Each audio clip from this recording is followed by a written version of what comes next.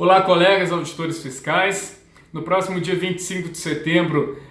teremos uma decisão muito importante para tomar. É o dia da votação em urna presencial das eleições do Sindifisco Nacional, em que a gente vai escolher uma nova diretoria para conduzir o nosso sindicato. E eu percebo que é um anseio muito grande dos auditores, esse sentimento de mudança, que esse caminho que a gente vem trilhando, que o grupo que está controlando o sindicato por mais de 10 anos nos trouxe, é um caminho desastroso, né? Porque a gente vem acumulando derrotas após derrotas. O sentimento é de que estamos no fundo do poço, realmente num buraco de desvalorização muito grande, e que a campanha salarial foi um fracasso e que, portanto, a gente precisa mudar a condução do sindicato, renovar a diretoria com uma outra proposta para que a gente possa reverter esse quadro. E eu queria fazer um alerta e trazer minha percepção desse processo, porque o que eu vejo é que existe muita confusão, está em curso uma campanha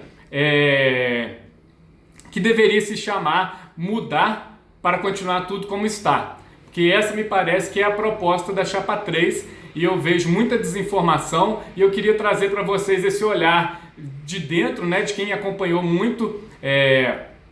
dessas articulações que resultou na formação da Chapa 3 e por que a minha percepção, porque que eu acredito que a Chapa 3, embora tenha elaborado um marketing para dizer que é diferente do grupo que está à frente do sindicato por tanto tempo, para querer te convencer de que é uma mudança, na verdade é só uma continuidade e é o mesmo grupo que vem conduzindo o nosso sindicato nesses mais de 10 anos. E aí, gente, eu faço um paralelo de novo com a nossa política partidária brasileira. Como eu já disse em outro vídeo, que o nosso sindicato é um microcosmo da política brasileira. E por quê? No ano passado, em 2017, vocês vão se lembrar que o PMDB, o partido do presidente Michel Temer e do Eduardo Cunha, que está preso, ele mudou de nome para MDB, para tentar dar uma suavizada na imagem. Mesma coisa, o PFL em 2007, se vocês se lembrarem, mudou de nome para virar Democratas. Era o partido do ACM, Antônio Carlos Magalhães, também envolvido em muitas denúncias, escândalos de corrupção. Então, gente, os marqueteiros políticos chamam isso de rebranding. Eu até anotei aqui, a definição é uma mudança de nome para tentar assumir, aos olhos do público, uma nova identidade. E para mim é isso que está acontecendo. Está muito claro o fracasso da campanha salarial, o fracasso desse modelo de sindicalismo que esse grupo Opinião e Unidade, que está à frente do sindicato por mais de 10 anos, trouxe para a categoria, e por conta disso esse grupo não queria carregar esse peso e traçou essa estratégia de lançar duas chapas. Ter a Chapa 1 com o Luiz Henrique, que é uma chapa que se assume como de continuidade, e a Chapa 3 com o Kleber Cabral, que fala que é uma mudança, mas na verdade é o mesmo grupo, é a chapa do Pedro Delahy, que é a grande liderança, quem é o homem forte no sindicato, quem dita as regras, quem dá as cartas no sindicato por mais de 10 anos. Vocês lembram muito bem, ele teve duas gestões como presidente do sindicato, e ele apontou o Damasceno para ser o sucessor, que nas duas gestões do Damasceno ele também é o cara forte por trás do sindicato. E aí eu queria lembrar, aí vocês vão dizer, mas o Pedro Delahy não está na chapa do Kleber Cabral, a Chapa 3 não é a chapa do Kleber Cabral. Eu queria lembrar para vocês que na primeira gestão do Damasceno, o Pedro também não estava na diretoria. E vocês acham que ele deixou de dar as cartas no sindicato naquela primeira gestão? Alguém tem alguma dúvida disso? Então, gente, ele já tem esse know-how, o grupo já tem esse know-how, o grupo Opinião e Unidade é o grupo que dá a sustentação para a Chapa 3. Se vocês forem ver a composição, o próprio Kleber, que é o candidato a presidente, estava na diretoria do Pedro Delahy no primeiro mandato dele. O Ayrton, que é o candidato a primeiro vice-presidente, ele sempre foi do grupo do Pedro, esteve inclusive na primeira gestão do Damasceno, era vice-presidente e saiu, renunciou porque se estranhou com o Damasceno. Então, numa luta por espaço, ele disse que não foi cumprido os acordos que tinham sido feitos previamente. Inclusive, muitos dizem que ele se desentendeu porque ele achava que deveria ser o sucessor do Pedro de la Rive, não Damasceno, então seria uma briga por espaço, mas agora, então na última eleição esteve na chapa 3, fazendo uma oposição mais ao Damasceno, mas sempre foi próximo do Pedro de la Rive e agora volta nessa composição, porque a estratégia foi essa, identificar quem está mais afastado um pouco, que está menos marcado com esses fracassos dessa campanha salarial e que a gente pode vender para a categoria como se fosse algo novo, uma mudança. Então foram resgatar, dentro dessa avaliação, foram resgatar o Kleber, o Ayrton, o próprio Jesus, que é o candidato a segundo vice-presidente. A gente que acompanha no CDS sabe que é apoiador de primeira hora do Pedro de la Rive. Se a gente for citar, tem outros. Quem está na chapa 3, que apoiador faz parte do grupo do Pedro de la Rive, o Elias Carneiro de Santos, o Luiz Antônio Benedito, e o Debrando Zoldan, Maria Antonieta, o próprio Pessuto, Sonileia do Rio de Janeiro, o próprio Levindo, que desde o CONAF estava claro para a gente, nessa estratégia dessa briga entre a DEM e o Comando Nacional, já indicando essa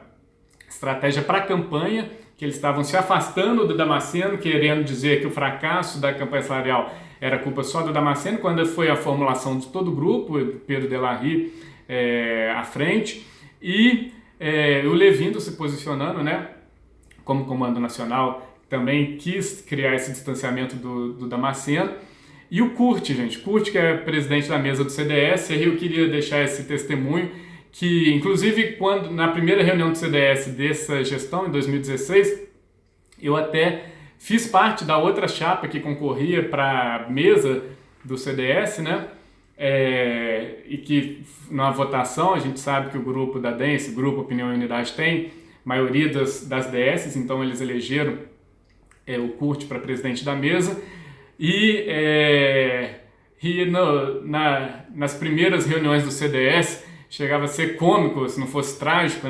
sempre que qualquer DS de oposição apresentava uma questão de ordem, reclamava de uma votação, pedia para refazer, apresentava, principalmente nas questões de ordem, isso era muito claro,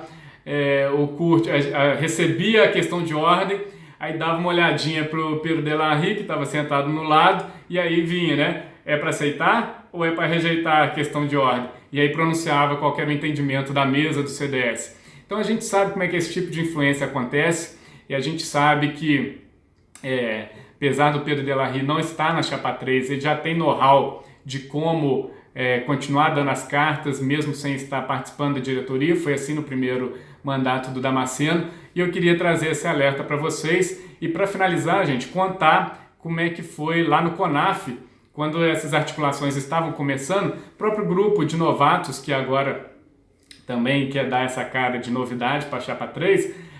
veio conversar com a gente, DSs de oposição, que é realmente quem estava, uma oposição verdadeira a todo modo de conduzir o sindicato que a DEM faz há tanto tempo, e eles vieram conversar com a gente. E aí, vocês vão lançar a chapa? Quem que vai ser? A gente também está querendo participar desse processo, a gente está negociando com o Pedro, mas com outro grupo, mas a gente queria ouvir a proposta de vocês. Essa foi a conversa. E aí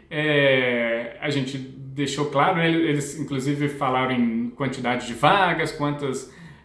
vagas na diretoria a gente teria para oferecer para os novos. A gente foi muito claro de que a gente não estava tão avançado na formulação de chapa. Eu, inclusive, pensava em participar na época, depois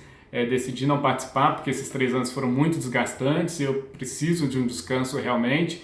Chegou a afetar até minha saúde, muito estresse, eu não soube lidar com essa pressão, e acho que esse período à frente da DSBH já foi uma grande experiência e estou precisando desse descanso. Mas aí a gente indicou que a gente não estava negociando cargos, número de cargos, achava que não era esse o caminho, mas que a gente tinha proposta de ideias realmente de mudança verdadeira, mas acabamos não avançando porque eu acho que eles sempre tiveram um pensamento mais próximo do Pedro realmente, da DEM e desse grupo Opinião e Unidade. Então, para mim isso é muito claro hoje. Então a própria Mariana de Brasília, o Paulo Roberto de Goiânia, o Júlio de Piracicaba, todos ou alguns outros novatos que estão na chapa 3 e estavam nessa reunião, já deixava isso muito claro desde aquele momento, e que optaram que era, ou seja, que quem conduzia a articulação dessa chapa do Kleber Cabral era o Pedro. eles estavam conversando com o Pedro e que o Pedro tinha prometido para eles que se eles fechassem com ele, né, essa aliança com eles, ele traria o Kleber Cabral de São Paulo para conversar com eles, tal,